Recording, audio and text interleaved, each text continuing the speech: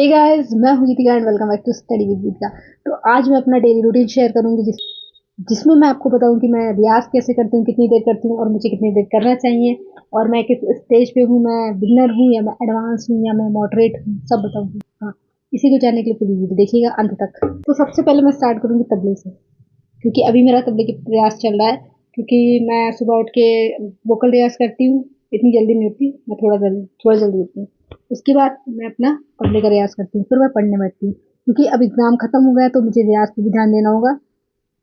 तो चलिए बताते कि मैं कितना देर कौन सा किसको टाइम देती हूँ, ये समझो। कितनी देर किस इंस्ट्रूमेंट को टाइम देती हूँ, कितनी देर पढ़ाई को टाइम देती हूँ, सब बताते हैं।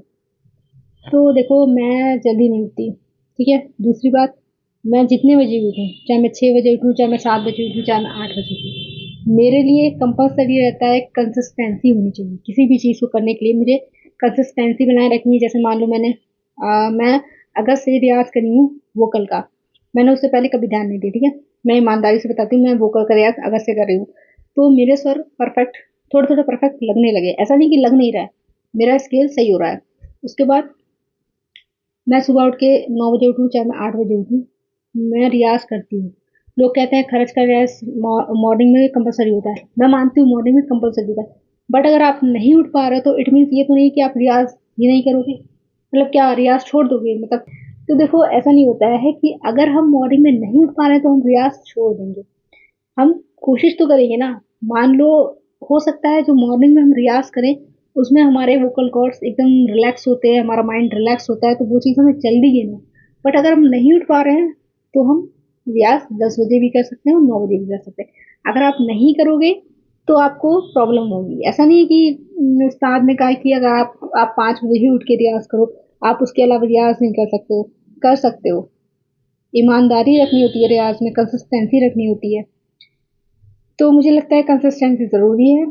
आप अगर कंसिस्टेंस रहोगे अपने, मतलब कहते हैं ना, आप सच्चे हो, अपने ईमानदार रहोगे अपने सब्जेक्ट के लिए, तो वो चीज़ आपको जल्दी आएगी। उसके बाद फिर वोकल रियाज के बाद मैं अपना काम कंप्लीट करती हूँ, जो भी मुझे घर के थोड़े बहुत काम रहते हैं। वैसे मैं ज़्यादा नहीं करती।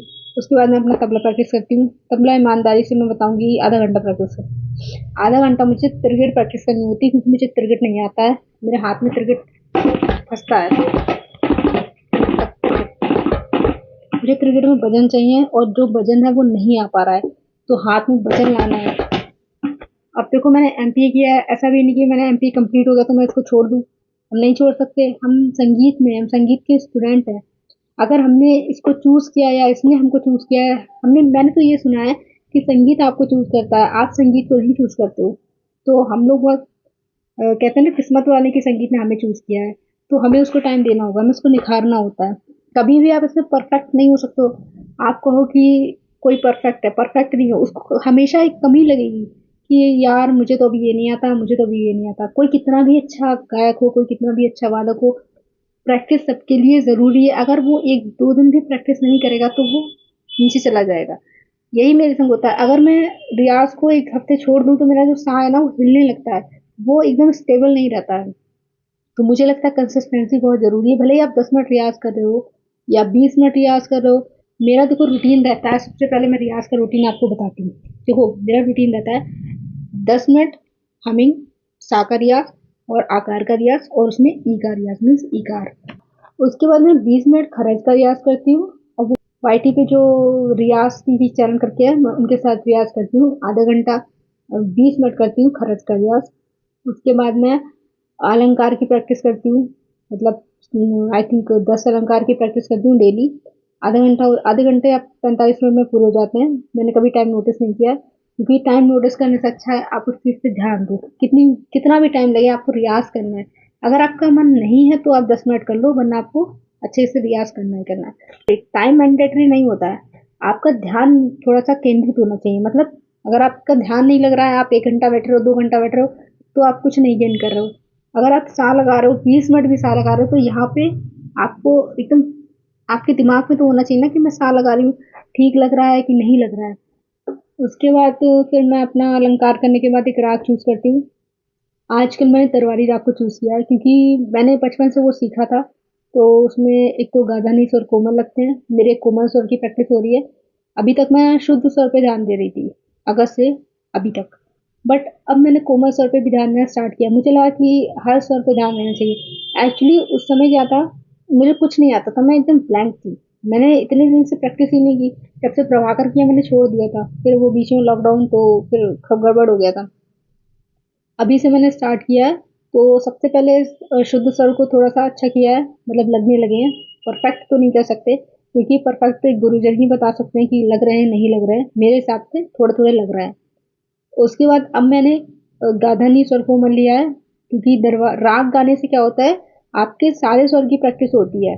और उसमें आपको स्वरों को ध्यान रखना, मतलब रखते हुए गाते हो ना कि गा कोमल है, सा रे गा मा रे सा।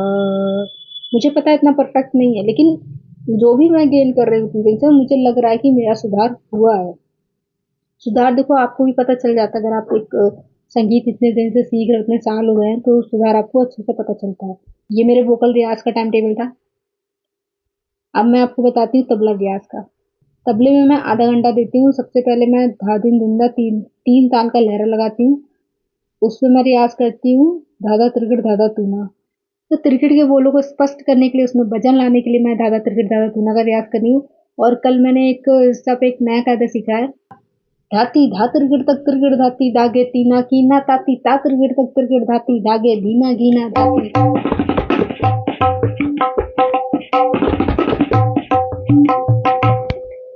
फास्ट में मेरे बोल स्पष्ट नहीं होते हैं, इसी का रियाज कर रही हूँ। धीमे धीमे आएगा, ऐसा तो नहीं है कि एकदम आ जाएगा कोई चीज। उसके बाद मैं अपना पढ़ने बैठ जाती हूँ। अब पढ़ाई में मैं क्या करती हूँ, आजकल देखो एग्जाम्स हो गए हैं, तो सबको पता है, मुझे पता है आप लोग नहीं पढ़ रहे हो। बट मैं भी, मेरा भी थोड़ा मतलब जो माइंड है कम लग रहा है, क्योंकि एक जिम्मेदारी नहीं है ना कि एग्जाम है, एग्जाम जून में है। अब 2 महीने आप सोचते हो कि, बट ये 2 महीने बहुत कम होते हैं। तो मैंने नेट का स्टार्ट कर दिया पढ़ना, मतलब मैं अपने हिसाब से जितना पढ़ पा रही हूँ पढ़ रही हूँ। तो मैं पुराने मतलब प्रैक्टिस, जो प्रैक्टिस पेपर होता है ना, तो जो प्रैक्टिस सेट है मेरे पास 2026 जनवरी का और 2025-24 का, वो सॉल्व कर रही हूँ। उसमें मुझे बहुत कुछ चीज़ें सीखने को मिल रही, नई नई चीज़ें मिल रही, जो मुझे नहीं पता अभी थ्योरी में, वो भी मुझे गेन हो रहा। तो सारा ध्यान वही है। और टेट पे थोड़ा ध्यान लगाने, क्योंकि टेट का मैंने फॉर्म भरा है। जब बीएड कर ही रहे हैं तो मैंने सोचा चलो टेट का फॉर्म भी भर देते, तो मैंने वो भी भर दिया है। अब उसकी भी तैयारी करूंगी। एक तो इतने सारे एग्जाम है, जून में 3 एग्जाम है। अब मैं किस किस की तैयारी करूँ, चलो मैं म्यूजिक का पढ़ रही हूँ, तो मेरे 2 म्यूजिक का एक साथ तैयारी हो रही है। अब जो टेट है ना, वो एकदम अलग सब्जेक्ट पड़ जाता है, जैसे उसमें साइंस आएगा, सीडीपी आएगा, इंग्लिश हिंदी और आपका मैथ। अब देखो मैथ तो मुझे सच कहूँ तो मुझे बिल्कुल नहीं आती। मुझे लगता है आप लोगों में से कुछ बच्चे होंगे जिन्हें मैथ नहीं आती, आई थिंक वो मैथ से पीछा छुड़ा के ही संगीत में आए होंगे। बट मेरा ऐसा कुछ नहीं है, मैं किसी से पीछा, मतलब पीछा छुड़ा के तो नहीं आई हूँ। बट आ गया है बस, ऐसा हुआ है, उसने मुझे चूज किया और मैं इसमें आ गई हूँ। मेरे साथ तो ऐसा हुआ है। तो मैंने कभी ये नहीं कहा कि मैं उसे पीछा छुड़ा के आई हूँ। अगर भूल दिया हो तो शायद मैं भूल गई हूँ, क्योंकि मुझे याद नहीं रहता मैं क्या बोल देती हूँ। तो यही था मेरा डेली रूटीन। और रात को आजकल मैं जल्दी सो जाती हूँ, इसलिए मैं लाइव नहीं आ पा रही हूँ। एक्चुअली प्रैक्टिस करो, पढ़ाई करो, फिर थक जाओ, फिर बीएड के प्रोजेक्ट्स बनाओ, बहुत सारा काम हो जाता है। तो लाइव नहीं आ पा रही हूँ। मैं कोशिश करूँगी आज रात लाइव आऊँ, बट मैं कह के जाती हूँ आती नहीं हूँ, तो उसके लिए सॉरी। अगर आपको कुछ भी पूछना हो करे, पूछ लिया करें कमेंट करके। तो चलिए मिलते हैं नेक्स्ट अपडेट में। इसी के साथ बाय बाय, और चैनल को सब्सक्राइब करते जाना, लाइक शेयर कमेंट। वीडियो अच्छी लगती है तो प्लीज़ कमेंट जरूर करना। और मिलते हैं नेक्स्ट अपडेट में।